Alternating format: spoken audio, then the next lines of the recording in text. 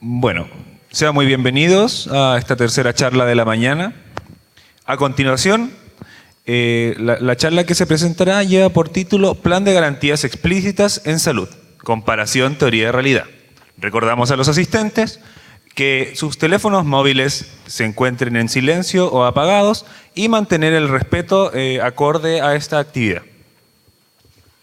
Se dirige a nosotros la doctora Claudia Orostegui, químico farmacéutico, especialidad en farmacia asistencial, egresada de la Universidad Austral de Chile, magíster en Administración y Negocios, especialidad en Salud de la Universidad Andrés Bello. Es docente adjunto del Instituto de Farmacia de la Universidad Austral de Chile y se ha desempeñado como jefa de la unidad de farmacia en el Hospital San Luis Buin y en el Instituto Nacional de Rehabilitación Pedro Aguirre Cerda. Recordar a la expositora que tiene 35 minutos para su presentación y luego 5 minutos de preguntas. Una vez más, les recuerdo apagar sus celulares. Un aplauso, por favor.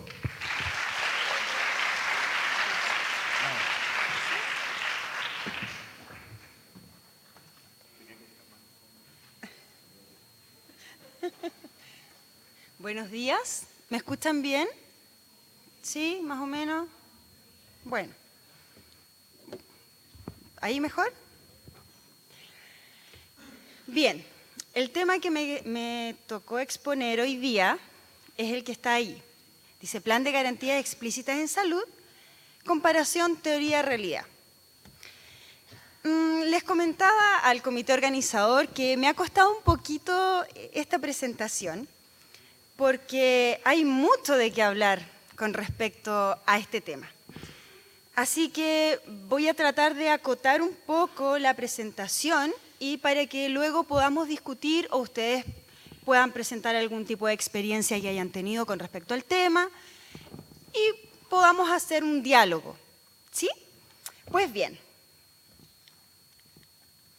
Ustedes saben que el inicio de la reforma, bueno, este tema es fundamentalmente auge, luego se llamó GES, pero ahí vamos a ver por qué esa rotación de concepto. En el año 2000, bajo el gobierno de Ricardo Lagos, se comenzó a gestar una reforma que tenían como ejes principales dos trabajos. El primero, había que establecer los objetivos sanitarios para Chile y por otro lado estaba el diseñar el seguimiento, de este objetivos durante el periodo del 2000 al 2010. La metodología que se utilizó para realizar estos objetivos sanitarios fueron fundamentalmente 4. En realidad hay mucho más con respecto a este tema. Pero esto es lo más importante. Uno fue el estudio de los objetivos sanitarios de otros países para poder compararnos cómo estábamos nosotros con respecto a América Latina y el Caribe. El otro está el análisis de la situación de Chile, la revisión de la carga de las enfermedades que teníamos, es decir, primero que toda la curva epidemiológica, ver de qué se enfermaba más nuestra población, y por último, la efectividad de algunas intervenciones en patologías seleccionadas. Y estas patologías seleccionadas eran también las de mayor prevalencia en el país y también categorizadas por el AVISA. Pero luego vamos a ver eso. Luego, el resultado del primero de los trabajos, que era de los objetivos sanitarios, ¿lo recuerdan?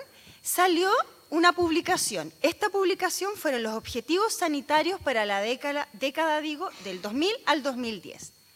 Y este trabajo se entregó al presidente a principios del año 2002. ¿Sí? Ahora, los resultados, el primero fue mejorar los logros sanitarios que se habían ya logrado durante el siglo XX. Lo otro era disminuir la inequidad, un tema muy candente a nivel de salud mundial. Estaba el otro, que era enfrentar los nuevos desafíos del envejecimiento de la población y de los cambios que estaban ocurriendo en la sociedad chilena. Y, por último, proveer los servicios a la altura de las expectativas de la población. Fíjense en el cuarto objetivo, es tremenda, bueno, hay todos los objetivos aquí son tremendamente potentes, pero el número 2 y el número 4 están relacionados más bien con la salud social, ¿sí? Los otros ya están más orientados al modelo biomédico. Sin embargo, esos dos objetivos están muy relacionados con la población en general y con la opinión que ellos tengan respecto a la salud de su país. Entonces, en el año 2002, el Ministerio de Salud comenzó a utilizar un término que se llama auge, ¿sí? Este auge es una sigla que es de acceso universal con garantías explícitas. Yo sé que hay varias teorías con respecto a la sigla auge, pero esta es la verdadera. Las demás son, y lo digo porque auge se utilizó mucho para decir un sinfín de tonteras, porque cuando comenzó en el año 2002 no resultaba nada. Entonces hablaban de que el ministro de Salud hacía puras tonteras. Entonces vayan viendo cómo pueden ajustar auge a ese término. O sea que el ministro hacía puras tonteras. Pero la cosa es que auge significa acceso universal con garantías explícitas. Y este auge acuñaba 4 garantías explícitas que son las más conocidas y yo creo que ustedes las deben conocer. Una es el acceso, el otro es la calidad, la tercera es la oportunidad y la cuarta es la protección financiera. En eso se basa el auge y ahora el GES. Ahora, estas 4 pilares, estas 4 garantías, protegían de 2 maneras a la población. Por un lado, estaban los bienes de salud pública que protegían a la salud pública, o sea, a todos nosotros y de manera individual, y estaban los bienes de la salud de las personas, que más bien protegían a cada uno de los individuos. Las 4 garantías se definen de manera muy simple, con garantía explícita de acceso, que es la obligación de FONASA y de las ISAPRES asegurar el otorgamiento de las prestaciones de salud garantizadas. La garantía de calidad quiere decir que deben otorgar prestaciones garantizadas por un prestador registrado o acreditado.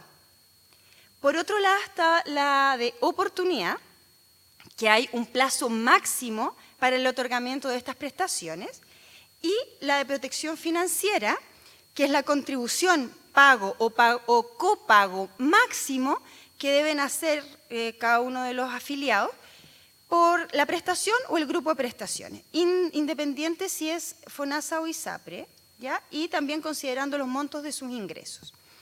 Entonces, estos son los 4 pilares fundamentales de la reforma. Ahora, cuando comenzó la reforma, se plantearon se consideraron varios conceptos para que la reforma pudiera salir. Consideren que todavía, en el caso de la reforma de educación ha sido complejo. En el caso de la reforma, esta es una reforma de salud, también fue muy complejo echarla a andar. Y primero vieron cómo lo iban a financiar. En agosto del 2003 apareció el primer atisbo de cómo lo iban a hacer para financiar toda esta reforma. Se estableció que el IVA se iba a subir del 18 al 19%. Por lo tanto, en este momento, nosotros, bueno, ustedes ya creo que nacieron con el IVA al 19%. Yo no. Entonces, claro, para nosotros es harto. Un 1% más al IVA no deja de ser para cada uno de los contribuyentes. Ahora, sin embargo, otros atisbos del financiamiento estaba, por ejemplo, el Fondo Universal Solidario, el impuesto al tabaco, el impuesto al alcohol, no salieron. ¿Ya? Y bueno, yo creo que al tabaco y al alcohol todavía lo están agradeciendo, pero el Fondo Universal Solidario es una de las cosas que está en debe respecto al financiamiento. Está otra cosa que había que hacer, que era que se creara la autoridad sanitaria y la de gestión. Esa salió en el febrero del 2004. Ahí se formó el Ministerio de Salud, se transformó y aparecieron 2 subsecretarías. La primera, la de redes asistenciales, y la segunda, la de salud pública. Y además apareció la Superintendencia de Salud, que esta es la entidad que tiene que regular y debe controlar, regular todo el sistema público y además el sistema privado. Y fundamentalmente garantizar que estas prestaciones se estén entregando. Y esta yo diría que es la más importante y la de conocimiento público. Por supuesto que las otras también, pero ustedes nacieron sabiendo que el ministerio tiene 2 subsecretarías y qué sé yo, y la población como que no lo sintió demasiado. Sin embargo, la número 3 aparece como régimen general de garantías en salud. Y aquí aparece el GES, que ustedes conocen hasta hoy, porque se han fijado que el auge como tal se dejó de hablar y ahora se habla de GES. Y esto es un poco polémico, porque el auge como tal, como reforma completa, todavía existe, ¿sí? Sin embargo, la que tiene mayor connotación pública es esta, y se habla de GES. Esta salió en septiembre del 2004, y esta es la famosa ley 19966, que es la versión viable del auge, y contiene lo medular. ¿Y qué es lo medular? Establece las garantías ya mencionadas de calidad, acceso, oportunidad y protección financiera y las hace explícitas, es decir, se aplican realmente bajo un listado de prestaciones a la población. ¿Sí? Bueno, y crea la obligación, como dice ahí, de informar de estos beneficios y en fin.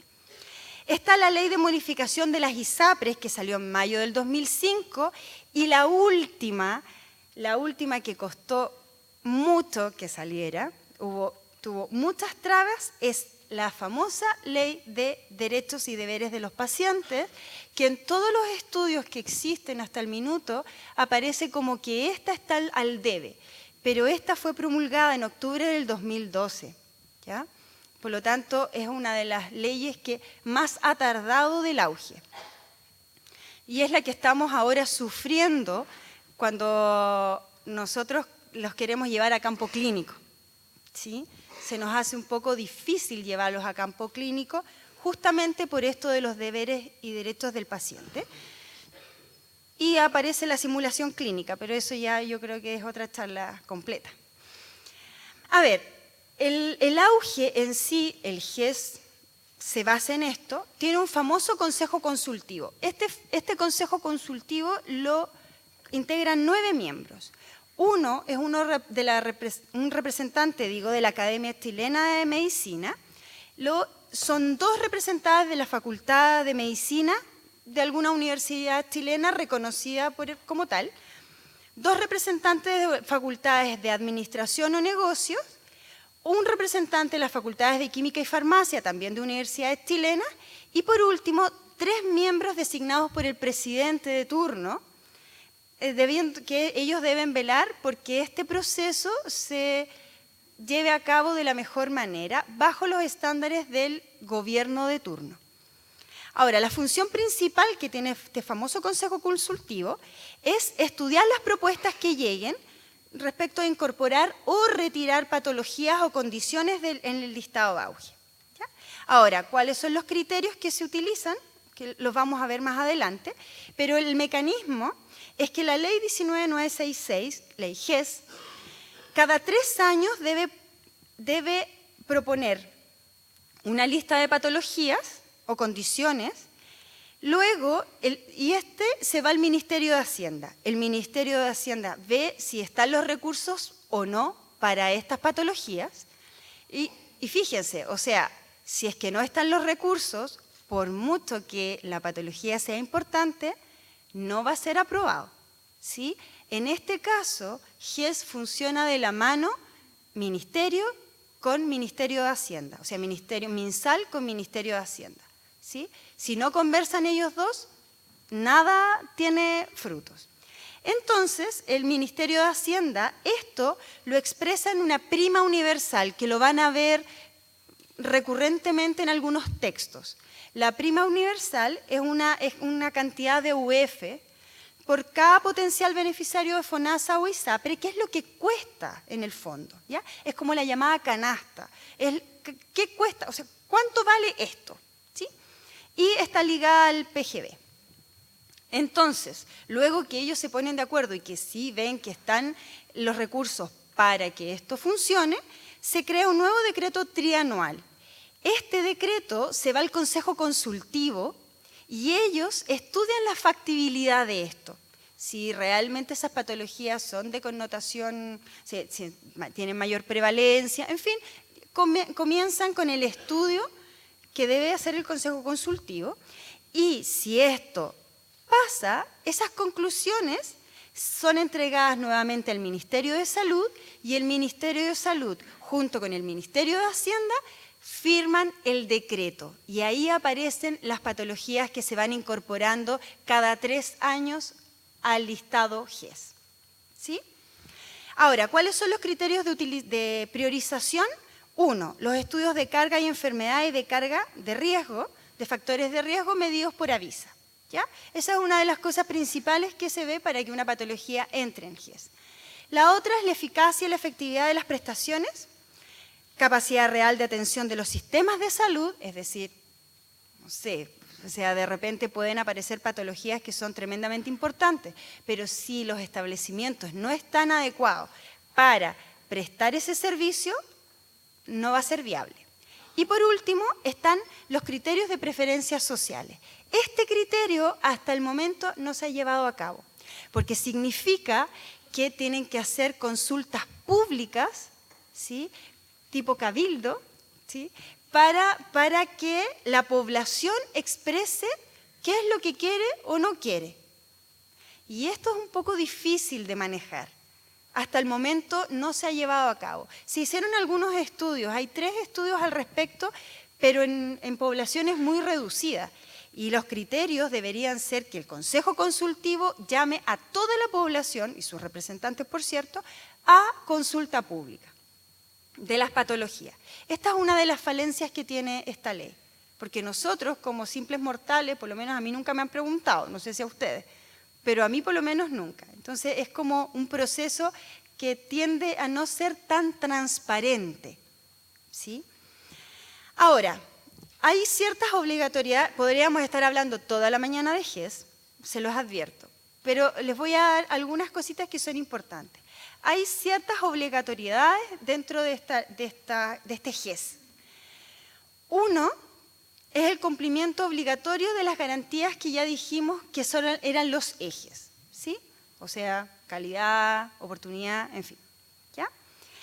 Ahora, cada prestador tiene que estar acreditado o registrado, que ese también ha sido un punto de discusión, porque no todos los prestadores están acreditados, ustedes lo saben, ¿sí? Por lo tanto, cada consultorio, cada CEFAM, cada hospital siempre está tratando de acreditar año a año para poder prestar estas prestaciones, valga la redundancia. Si no, no pueden. E imagínense un CEFAM que no pueda prestar, que no pueda otorgar servicios de GES. La verdad es que no sé, no tendría mucho que hacer, ¿ya?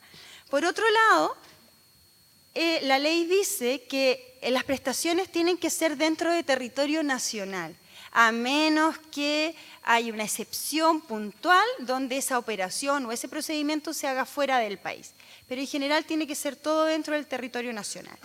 Por otro lado, la ley 18469, que es FONASA por si acaso, cada persona, cada usuario de FONASA para ingresar a este GES, de patología auge, debe atenderse en la red asistencial que le corresponda. Es decir, una persona no puede ir a una consulta privada de un médico y ese médico, si es FONASA me refiero, ojo, si es FONASA y yo voy libre elección a un médico y me diagnostican la patología GES, no puede ese médico decir, este paciente es GES, empiecen a atenderlo por GES. No se puede. Ese paciente tiene que ser derivado a su CEFAM, a la atención primaria, y por ahí debe entrar a GES. Si no, no puede entrar. Esos son FONASA. Ahora, una de las formas de que no pase por atención primaria, tanto para ISAPRE como FONASA, es que se atienda por urgencia o emergencia. ¿Sí? Esa es una de las entradas que hay dentro del sistema donde uno se puede saltar toda esa burocracia. Porque imagínense, o sea, si a mí me diagnostican en la consulta privada y yo soy usuario FONASA, tengo que pedir hora con una interconsulta al consultorio para que recién un médico me evalúe y vea el informe del médico particular, y vamos sumando días y tiempo y años. Ahora, en el caso de las ISAPRES, que es la ley 18933, se las puse ahí no se las voy a preguntar, ni mucho menos, pero es para que vayan sabiendo cuál es la ley de FONASA y la ley de las ISAPRES. Estas personas, quienes están afiliados a ISAPRES, no pueden tampoco atenderse en cualquier establecimiento. Es decir, si el médico le diagnostica una patología GES, la ISAPRE tiene dentro de su red asistencial, que son integraciones verticales, ellos tienen los establecimientos que deben ser prestadores GES. Yo no puedo elegir, yo me voy a ir a la clínica Las Condes. No, mijitas, no se puede ir a la clínica Las Condes, usted va a ir a esta clínica, porque no, va a ir a esta, ¿sí? Ahora, sí, si yo me quiero ir a la clínica Las Condes y hago la pataleta del siglo, la ISAPRE me va a decir, ya, vaya a la clínica Las Condes, ¿sí?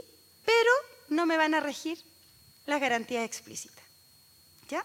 O sea, no es de libre elección. Ahora, en resumen, GES, antes Plan Auge, tiene por objetivo garantizar la cobertura de un número de problemas de salud por parte de FONASA y de las ISAPRE. En julio del 2006 cubría 56 problemas, luego aumentó a 69 y en julio del 2013 se aumentó a 80 patologías.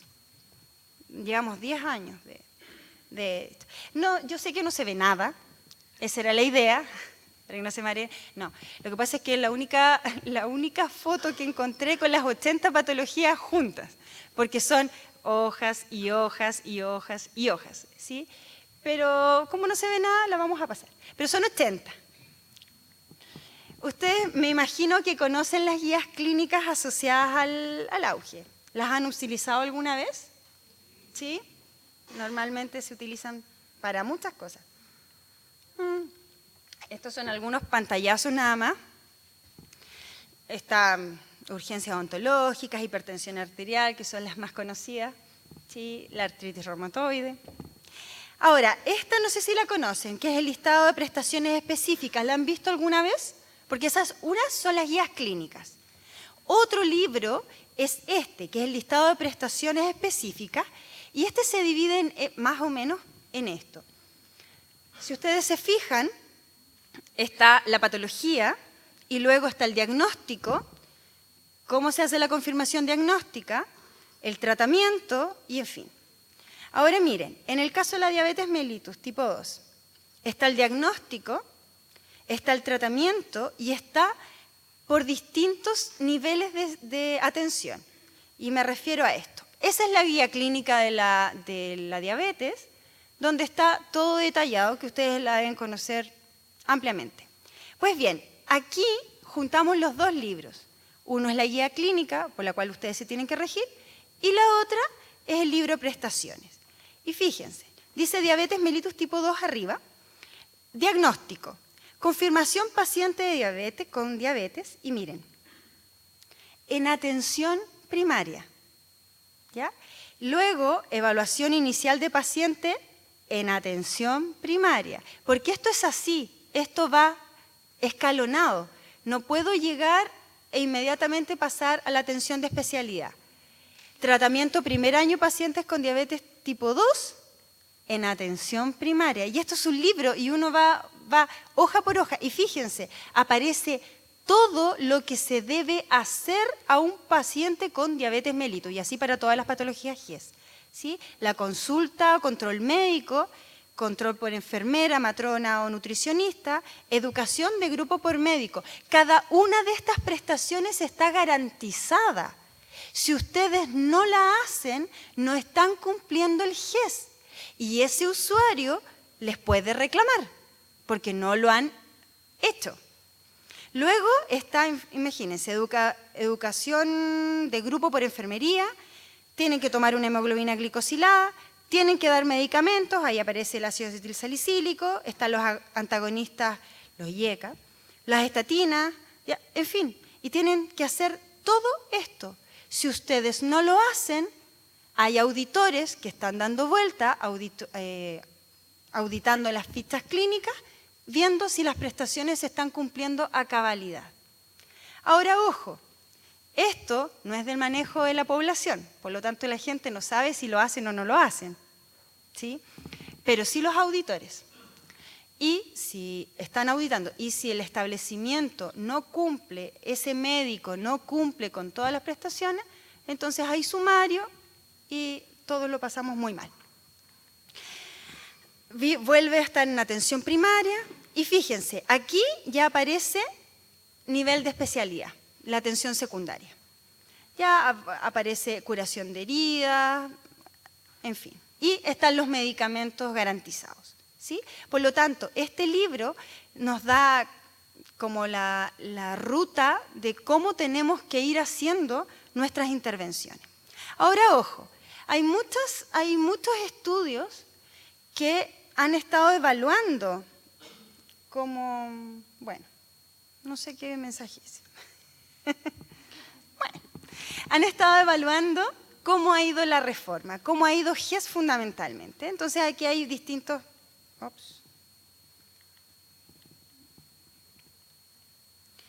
Se taimó porque apreté el... Porfis. ¿Funciona el puntero? Sí. A ver, ¿y si cambia de vía? No.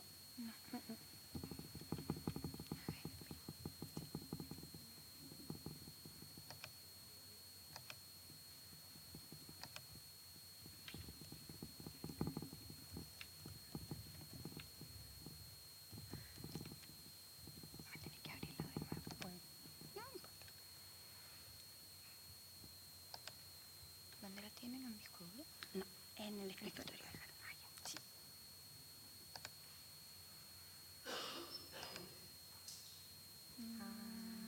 Ahí está.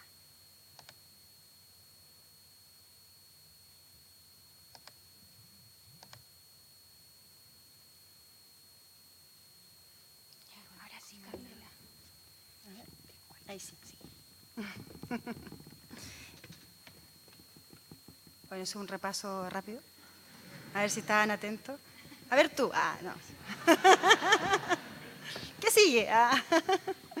¿Cuál es la próxima foto? Bien. Yo no sé para qué me invitaron, chicos. Les voy a hacer pasar vergüenza. Al comité organizador. Ya. Entonces estábamos ahí.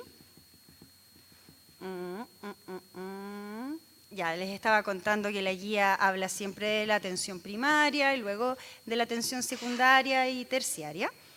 Y les estaba contando que hay varios estudios al respecto que hablan de evaluar cómo va la reforma y qué sé yo. Pero son bastante como... qué conveniente, así como... qué conveniente.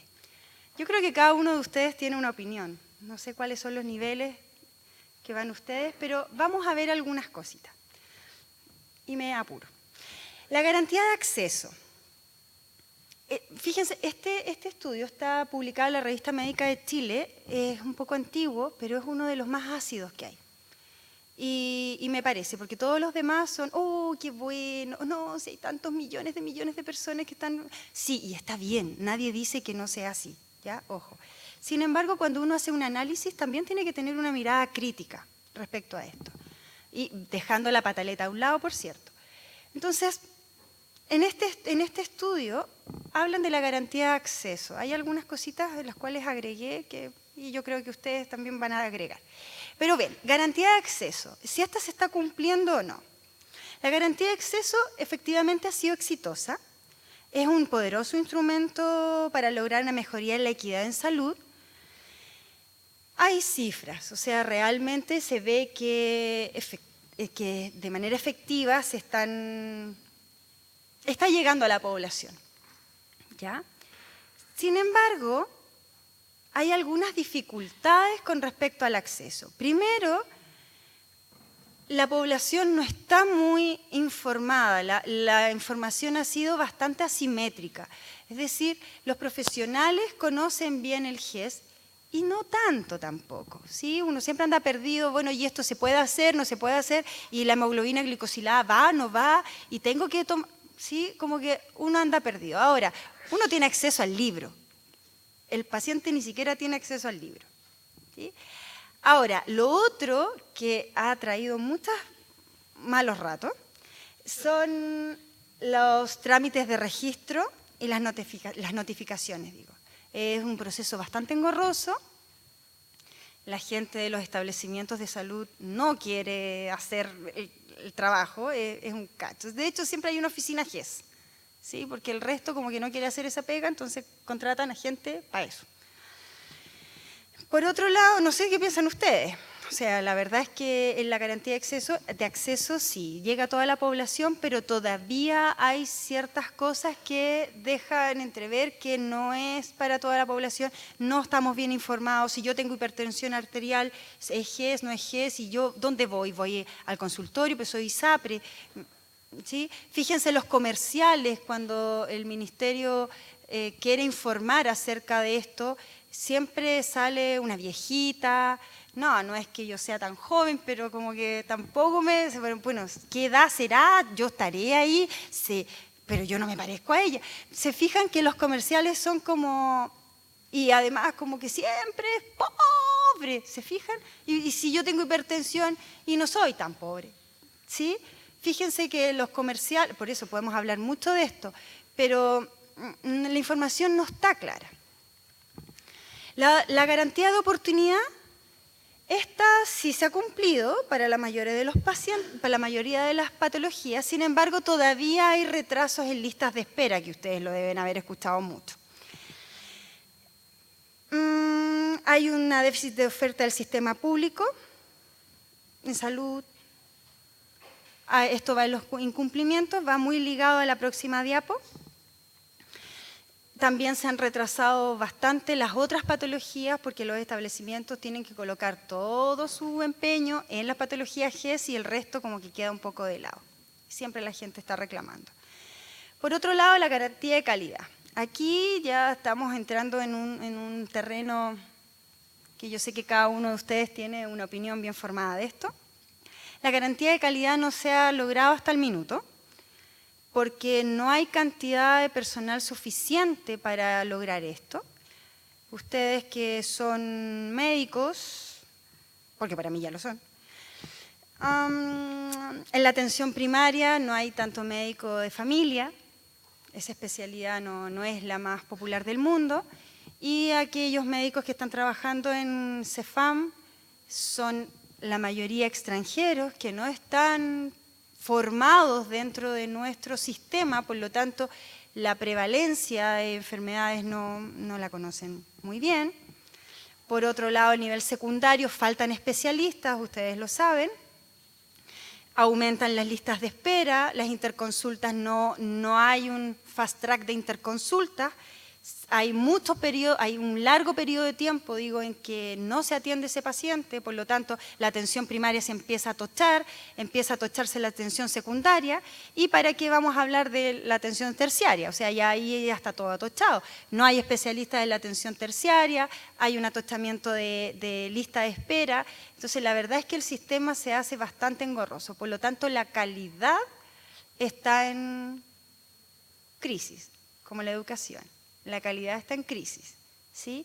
Ahora, ojo, nadie le preguntó a las universidades cuando esta reforma se pensó y se hizo, no le preguntaron a las universidades si estaban dispuestos a formar mayor cantidad de médicos, cómo iba a ser la oferta de médicos, cómo es la demanda, cómo es la oferta. Nadie preguntó nada, y no solo de médicos, enfermeras, nutricionistas, y todo, matronas, de todo, ¿sí? Nadie preguntó, no hubo una coordinación con las universidades.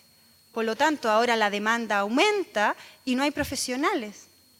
para esa demanda. Y la garantía de protección financiera ha funcionado bastante bien, solo que los medicamentos no están entregándose de la mejor manera, han salido varias cositas importantes, como el fondo de farmacia, por ejemplo, pero la calidad y la frecuencia no ha sido del todo buena.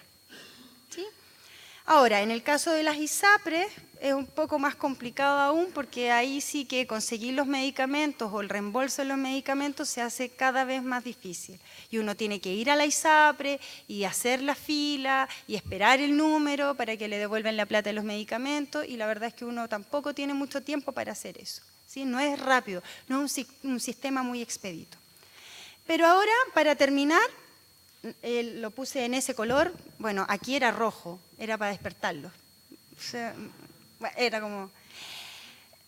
aquí yo les voy a presentar rápidamente una experiencia que nosotros hicimos con estudiantes de segundo año de medicina acá en la universidad, en una asignatura de la cual yo colaboro, que es un seminario de investigación. O sea, estudiantes de tercer semestre o segundo año de medicina en ese minuto no están atendiendo pacientes ni nada por el estilo. Pero hicimos el juego. ¿Sí? Ahora, yo agradezco, si es que hay alguno por acá presente que lo sé, les agradezco que me hayan aganchado con esta idea, porque era un juego. Nunca habían ido a un establecimiento de salud, nunca habían visto un paciente, nunca habían visto una ficha clínica, y aceptaron el juego. Entonces, ¿qué fue lo que hicimos? Acá son dos experiencias de 2 años distintos. Este año, por este paro eterno, no se ha podido hacer. Pero lo que hicieron los chicos fue evaluar en terreno qué estaba pasando con el GES en un CEFAM de acá.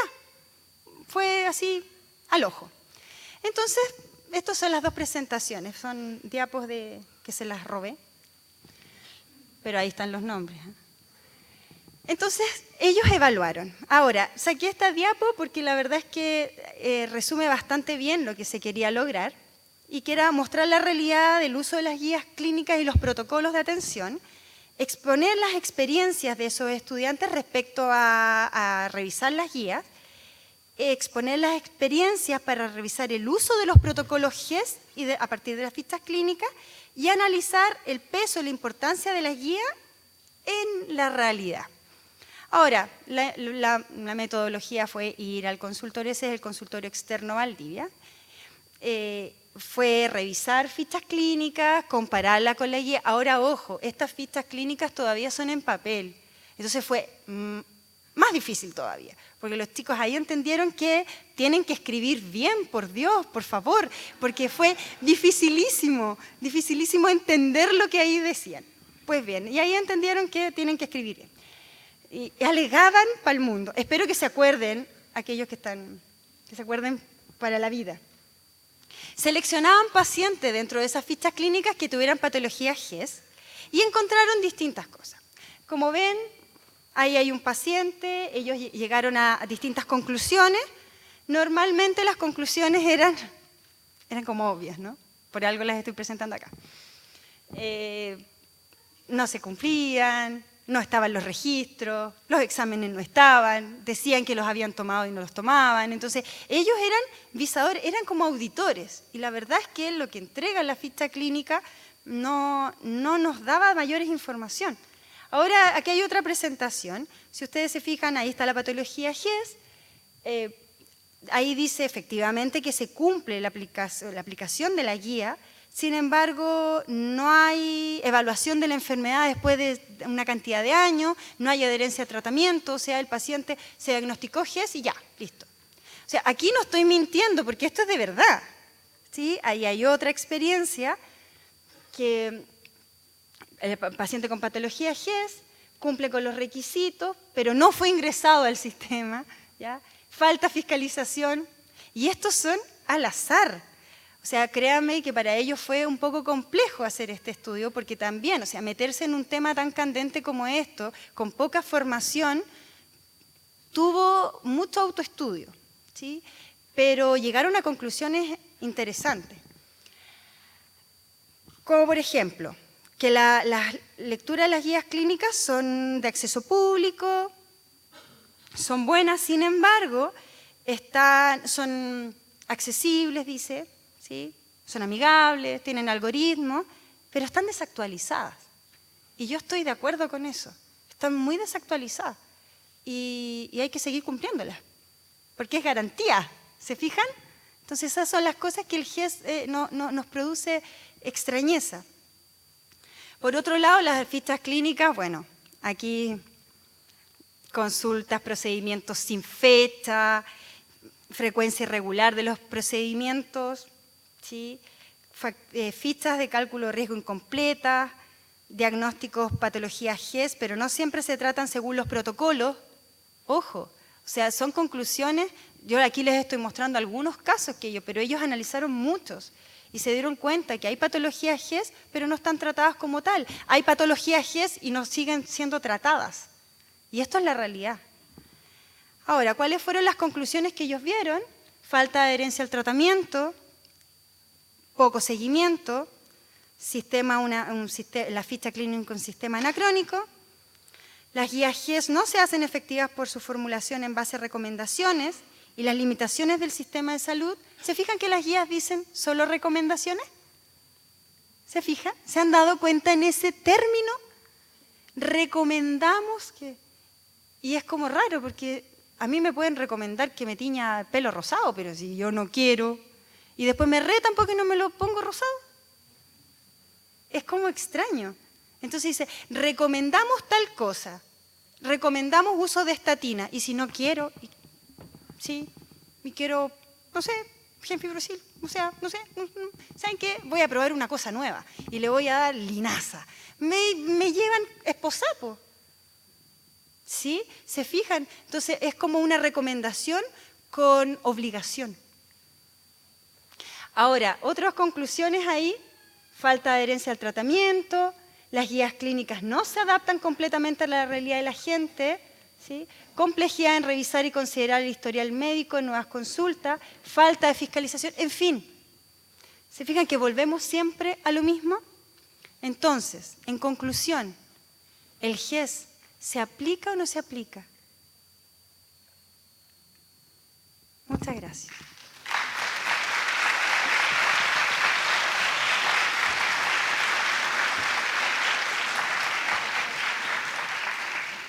Me pasé, perdón el comité organizador porque me pasé mucho. Por esta vez. Yo les Verá dije, que hay un margen, tenemos un margen extra. ¿Ya? les dije que yo iba a pasar vergüenza. Bueno, le aclaro a la profesora que esta vez ha habido un pequeño margen extra porque la sesión de exposición de casos de trabajo científicos en este auditorio no se realizará en esta mañana. ¿Ya? Bueno, pasemos ahora a las preguntas. Les recuerdo a los asistentes levantar la mano, presentarse y ojalá que no sea una pregunta muy extensa. Y por favor traten de hacer una pregunta para dar espacio a sus compañeros para que puedan hacer otra. Muchas gracias. Ya me levanto las manos. Aquí, soy Juan Mancilla de la Universidad Austral y Perdón. Chicos, silencio, que yo soy media sorda. Juan Mancilla de la Universidad Austral y quería preguntar cuál es el objetivo del Estado en obstaculizar o protocolizar y sistematizar los métodos de acceso al GES. Mira, la verdad es que no es obstaculizar. Yo creo que ellos están tratando de homogeneizar, ¿sí?, las atenciones. Ahora, porque recuerden que para uno tener calidad en cualquier cosa, uno tiene que ser un proceso que sea repetitivo en el tiempo, ¿sí?, que sea replicable. O sea, si yo lo hago aquí o lo hago acá, tiene que ser igual. Esa es calidad, ¿sí?, en cualquier cosa. Por lo tanto, lo que están tratando de hacer el Estado, hablemoslo del Estado como independiente del gobierno que sea, es eso, es que sean protocolos, que sean específicos, y que se logren replicar aquí en el Hospital Base Valdivia, en cualquier parte. Sin embargo, eso se puede hacer en, no sé, Finlandia, Suiza, en donde tienen otra mentalidad. Nosotros, el chileno, siempre le buscamos le buscamos el doble, ¿sí? Y cómo tratar de hacerlo más rápido, por distintas cosas. Yo no estoy diciendo que nosotros seamos pillos, estamos diciendo que tratamos en lo posible de hacer las cosas más rápido, más efectivas, no sé. Y esas dos realidades no conversan, se obstaculiza. Entonces ahí el sistema se obstaculiza y el Estado trata de que sea homogéneo, con calidad y todo, y nosotros en la práctica hacemos otra cosa, por desinformación, por las metas, por lo que sea. Entonces ahí la cosa no funciona y el sistema no avanza, y no ha avanzado de la manera que quisiéramos que avanzara. ¿Sí? Muchas gracias. Bueno, ahí es. Buenos días, doctora. Gabriel Bornoz, de la Universidad Austral. ¿Dónde estás? Ah, gracias. Bueno, yo tuve la suerte de trabajar con usted y el agrado. Gracias. Fuiste uno de los valientes. Y bien sabemos que el plan GES o Auge tiene buenas intenciones en su inicio. Pero también sabemos, los que hemos tenido prácticas clínicas o cosas así, que no funciona para nada y que en verdad si bien a alguna gente le sirve, la mayoría no está conforme. ¿Qué recomendaciones daría usted a toda esta generación de futuros médicos para que tratemos de hacer el sistema un poco más amigable para nosotros y para los pacientes? ¡Wow! ¡Wow! ¡Qué difícil! Difícil la respuesta, porque yo soy un poco anarquista, entonces como me pusiste en una situación, porque me conoces, me puso en aprieto. A ver, voy a tratar de empoderarme de lo que debe ser y no lo que quiero hacer. Pondríamos una bomba y todo. Pero, saben que yo creo que en general siempre las nuevas generaciones son la semilla del cambio. Yo creo que esto es bueno, ¿sí? Lo conversamos, lo discutimos mucho. Sin embargo, no hay que olvidar de que esto nació con una generación de profesionales de la salud que ya estaba acostumbrado a hacer las cosas de otro modo, ¿sí? Y cuesta cambiar hábitos. Es difícil y la gente les va a decir, y no estoy hablando solo de los médicos, sino que en general, es que yo lo hacía así, funciona así, siempre funcionó así, y ¿por qué me tienen que poner una guía? ¿Sí? Y yo lo hago como yo quiero. Las nuevas generaciones, yo no estoy diciendo que se cuadren a las guías, porque yo la verdad soy una de las personas que más critico las guías. Las encuentro desactualizadas, muy largas, tendrían que ser más amigables para mi gusto, porque se supone que yo las tengo que cumplir. Pero sí recomendarles a ustedes que esto tiene un espíritu bastante bueno, ¿sí? De equidad en salud, para bienestar de la población, y en fin. Y creo que ustedes son el ente del cambio. Ustedes adáptense un poco, no se cierren a esta posibilidad. Ahora sí, tú tienes toda la razón, cuesta, porque tú eres un médico joven que vas a llegar a trabajar con equipos que ya están acostumbrados a trabajar de una manera. Y uno se tiene que adaptar.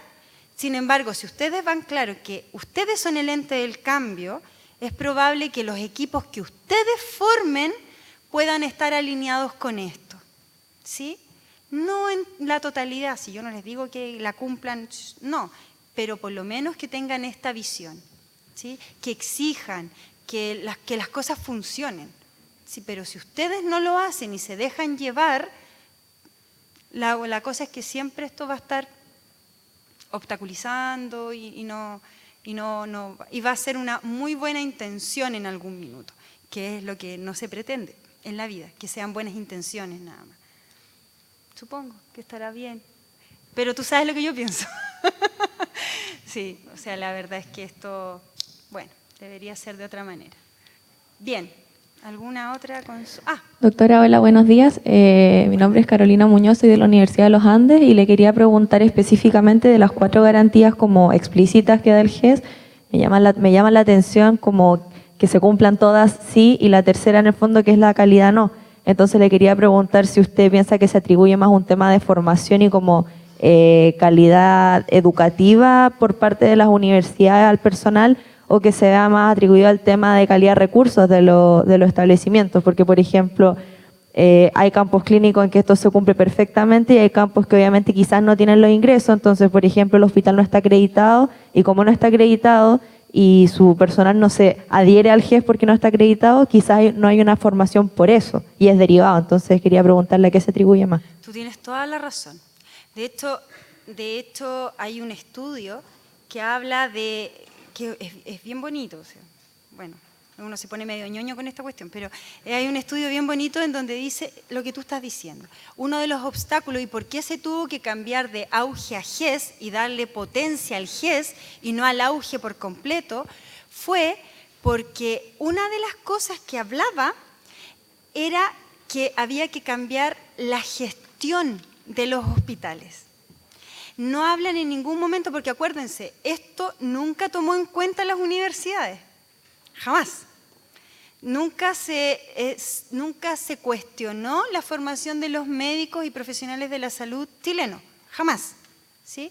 No se les tomó en cuenta ni para bien ni para mal, ¿ya? No existieron nomás. Pero había que intervenir los hospitales. ¿Ustedes han escuchado de los hospitales autogestionados? Los hospitales autogestionados son aquellos hospitales donde se manejan como unidad de negocio autónoma, ¿sí? Y ellos reciben sus ingresos y con esos ingresos pagan sus gastos y pueden tener margen de utilidad. Y eso suena raro en el sistema público, pero existe. Quien tiene que guiar esos hospitales tiene que ser un profesional de la salud con formación en negocio. Y también suena raro. Entonces, lo de la calidad va por ahí, porque por un lado está toda la parte técnica que nadie niega que pueda ser buena, pero por otro lado está el tema de los hospitales y de la deuda hospitalaria, que yo creo que lo han escuchado también. Que eso que uno gasta y que los ingresos no son el traspaso de fondos, no es lo que yo gasto en realidad. Y empieza a subir la deuda. Si tengo deuda, no puedo contratar profesionales. Y tal vez, y aquí me voy a meter un poquito y tal vez aquel profesional que yo pueda contratar por esa plata que estoy ofreciendo no sea el más competente, ¿sí? Y empieza a crecer. Recuerda que en el tema de la calidad, la atención primaria no tiene la cantidad de profesionales que requiere. Eso en la atención primaria también recuerda que tiene que estar más orientado a la prevención y la promoción. ¿Se hace prevención y promoción en atención primaria? Muy poco, ¿sí? No hay profesionales para eso. ¿Para qué vamos a hablar de salud mental en atención primaria? O sea, dejémoslo a un lado, ¿sí? Entonces, no hay plata, no hay profesionales, porque los profesionales, bueno, todos funcionamos porque tenemos esa mala costumbre de comer todos los días, pues entonces necesitamos para vivir plata. Entonces, te fijas que se empieza no hay plata para pagarle. Los sueldos no son atractivos para los profesionales. Los profesionales, un otorrino, por ejemplo. Trabajar en un hospital, 44 horas, ley médica, pucha, en una clínica me pagan mucho mejor, ¿sí? Entonces, ahí empieza el tema de la calidad. No hay otorrino, la lista de espera aumenta y esta cosa no funciona, y no funciona, y no funciona. Ahora, no es que los profesionales sean malos, no. Es simplemente que no hay. No hay, y además no puedo pagarle a aquellos que están bien posicionados en el mercado. Un poco eso. Yo creo que ustedes están muy bien formados para esto, pero luego van a egresar, se van a titular y van a ser presas del mercado. Estamos en un libre mercado, oferta y demanda, y ustedes se van a ir donde les convenga. Y eso está bien, si yo no estoy diciendo que sea mal, que esté mal. ¿Sí? Es por eso, el Estado no tiene incentivos para que ustedes se vayan a trabajar allá. ¿Sí? Y empieza todo este análisis. Por eso digo que podríamos estar hablando un montón de esto. Y especular y sacar algunas conclusiones de la realidad de cada uno de ustedes, de lo que han visto. En fin. ¿Sí?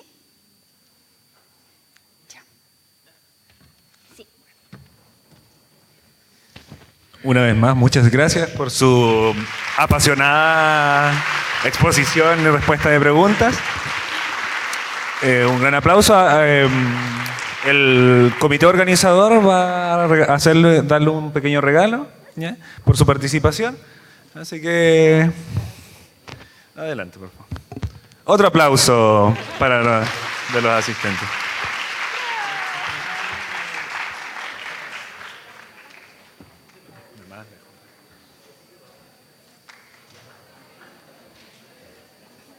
Ahora daremos un receso de 10 minutos.